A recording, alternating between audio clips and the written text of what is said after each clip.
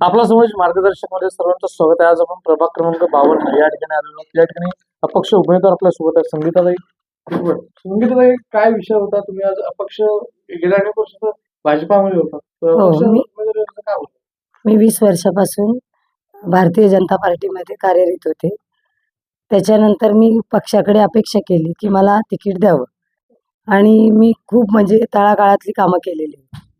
कोविडच्या काळात केले किंवा कोणाचे ॲडमिशन असो, कोणाचे हॉस्पिटलचे असो, पूर्ण याच्यात कामं केलेली आहेत मी. आणि त्याच्यामुळे मी पक्षाकडे अपेक्षा केली आणि ग्राउंड लेव्हलला लोकांची इच्छा होती, ताई तुम्ही बाहेरचा येण्यापेक्षा तुम्ही. तर मी ठीक आहे, मी फॉर्म तुम्ही वरिष्ठांना आमच्या हो, हो, हो. पक्षात हो, कळवलं आणि मी स्टेप बाय स्टेप वरती गेलेली आहे. मी असं की त्याच्यानंतर तुम्हाला आपल्यासोबत पक्षाचे पदाधिकारी सुनील मिस्किन सर. मिस्किनजी, काय नमस्कार. बोलाल? आज तुम्ही आज आम्ही लोक हो आम्ही खूप दुखत आहेत आपल्या पक्षामुळे. आम्ही जे गेल्या 20-25 वर्षापासून कामं करतोय भारतीय जनता पार्टीमध्ये आणि आम्हाला 2017 मध्ये पहिल्यांदा इकडे चान्स भेटला की इंडिपेंडेंटली आम्हाला बीजेपी लढले आणि आम्ही ते सगळे कार्यकर्त्यांनी जोड लावून आम्ही जिंकून आलो. पण जे अपेक्षा होती आपल्या नगरसेविकाकडनं तेच कामं झालेले नाही आणि आम्ही वारंवार वरिष्ठ लोकांना कळवलं होतं की इकडे भ्रष्टाचाराचं खूप जोरात कामं चालू आहे. लोकांचे कामं होत नाही. छोटे-छोटे कामं होत नाही. साधे वाट पाहायचं किंवा टॉयलेटचं असू द्या, पाणीचं सुविधा असू द्या, हे कोणाला काही सुविधा इकडे भेटत नव्हतं. आणि त्याच्यामध्ये मेन असं होतं की फंड पण आलं होतं. असं नाही की आपलं स्टेट गव्हर्नमेंटने फंड नाही दिलं होतं. ते फंड आलं होतं. सेंट्रल गव्हर्नमेंटचं पण काही फंड आले होते. पण ते बोलतात ना की फंड आला, पण ते फंड झालं. हे खूप दुःखदची गोष्ट होती. इतका मोठा पक्ष होता आणि इतकी मोठी नगरसेविका या पक्षामध्ये आली होती आणि त्याने इकडे आपलं जनतेमध्ये आपल्या पक्षाचं नावही खराब केलं आणि आपले कार्यकर्ता लोकांचं पण नाव खराब केलं. त्याच्यामुळे आपल्या कार्यकर्त्यामध्ये खूप आक्रोश होता की आता या टाईमला बाहेरच्या लोकांना आपण चान्स नाही द्यायचा. आपल्यापैकीच कोणी लोकल कार्यकर्त्यांना आम्ही चान्स देऊ आणि त्या हिशोबाने काय आपण जनताची जास्ती सेवा करू शकू. हे आमचा संकल्प होता. पण पक्षाने ते काय दखल घेतलं नाही. मग शेवटी नाइलाजाने आम्हाला संगीताताईला पुढे घ्यावं लागलं आणि तेही मनाने पुढे आले आणि जिद्द दाखवलं की आपण जिंकू आणि लोकांची सेवा करू. त्या हिशोबाने आम्ही सगळे कार्यकर्ते मिळून संगीताताईबरोबर आहात आणि आम्ही अपेक्षा करतो की लोकांचे जे रोष आहे, जे राग आहे, ते आम्हाला आशीर्वादाच्या हिशोबाने भेटेल आणि हे वॉर्ड आम्ही काढू नक्कीच.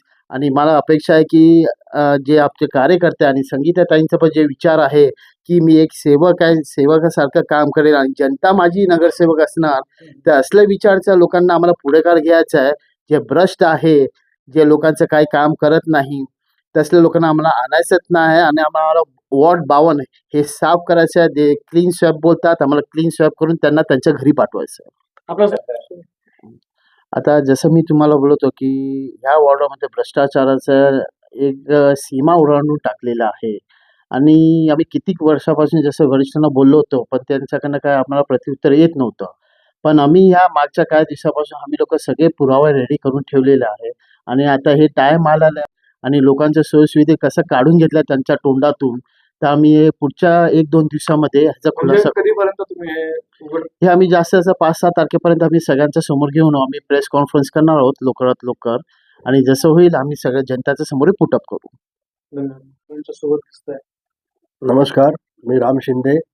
भारतीय जनता पार्टीचा गेल्या 36 वर्षापासून काम करतो. विविध लेवलला युवा मोर्चाचं काम केलं आहे, अनुसूचित जाती मोर्चामध्ये काम केलं आहे, मंडलचं काम केलं आहे, जिल्ह्यामध्ये अनुसूचित जाती मोर्चा अध्यक्ष राहिलेलो आहे. अशा विविध पदावरती मी काम करत राहिलेलो नाही. आता सध्या आर्य मंडळाचा महामंत्री म्हणून काम बघत आहे किंवा होतो म्हणा. तर आम्हाला 2017ला आम्ही कार्यकर्त्याच्या जीवावरती इथे विजयश्री जो शिवसेनेचा परंपरागत गड होता, तर तिथे भारतीय जनता पार्टीचं कमळ आम्ही फुलवलं.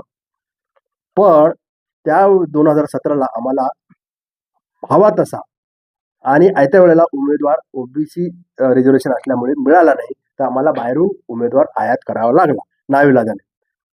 पण आत्ताची वेळ अशी आहे की आम्हाला स्थानिक लेवलला उमेदवार, ओबीसी उमेदवार, आपला कार्यकर्ता जो अनेक वर्षापासून काम करत आहे, त्यांनी पण इच्छा प्रदेश केली. गेल्या वेळेला त्यांनी इच्छा प्रदर्शित केली नव्हती, त्यामुळे आम्ही त्यांच्या पाठी लागलो नाही. पण यावेळेला त्यांनी इच्छा प्रदर्शित केली, त्यामुळे कार्यकर्त्यांनी पण संकल्प केला की आपल्याला आता लढायला हवं, रडत बसायचं नाही. आपला स्थानिक लेवलचा जो उमेदवार आहे तो आपल्या हाकेला ओ देईल असा उमेदवार आहे, त्याच्या पाठीशी आपण खंबीरपणे उभे राहू आणि इथे वार्डमध्ये आपण कमळ परत फुलूया. पण कमळ जरी आम्हाला मिळालं नसेल तरी आम्ही जे चिन्ह मिळेल ते आम्ही घेऊन आम्ही शेवटी कमळाकडे जाणार आहोत. हा, हे नक्की. कारण देशामध्ये मोदीजी आणि राज्यामध्ये देवेंद्रजी यांना पर्याय नाही. पण हे इलेक्शन कार्यकर्त्याचे इलेक्शन आहे. आयुक्तावरती अल्टिमेट कंट्रोल जो असतो मुख्यमंत्र्याचा असतो. तर त्यामुळे हे इलेक्शन कार्यकर्त्यांचं आहे. तर कार्यकर्त्यांची इच्छा आम्ही मोडू देणार नाही आणि कार्यकर्त्यांसाठी आम्ही मैदानात उतरून ही लढाई लढायला तयार आहोत आणि सिद्ध झालेलो आहोत. अभी याचना नहीं रण होगा, संघर्ष बडा भीषण होगा, अभी याचना नहीं रण होगा. पक्षविरोधी कारवाई तुमच्यावर केली तर? बघा, मी अनेक वर्ष पक्षामध्ये काम करतोय. मी संघाचा बाळपणापासूनचा स्वयंसेवक आहे. दोन्ही वेळा अयोध्येला गेलेलो आहे.